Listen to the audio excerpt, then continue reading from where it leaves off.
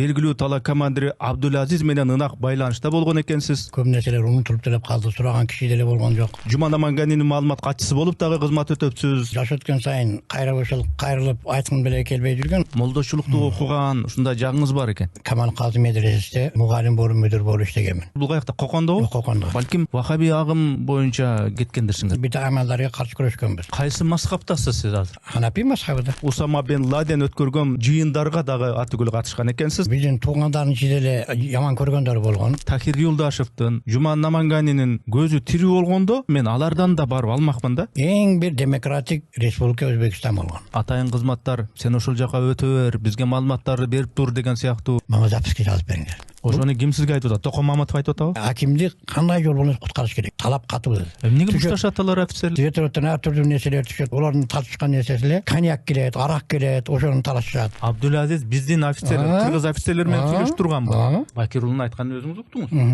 Кандай дейсиз? Ошондо сиздин тууганыңыз муздаган болуп калабы? Милиционерди мына мен муздаганмын депчи. Бардыгы мактанып жүргөн. Андан тышкары бул Тажикстанда дагы аябай көп милицияларды сойгон бала. Шамкеевди, жанагы жапондорду, барымта дагы жана аскерлерди, ошонун баарын өзүң көзүңүз менен көрдүм. Көзүм менен көрдүм. Генерал өзү көргөн мени. Нан ташып аларга алып барып жүргөнмүн.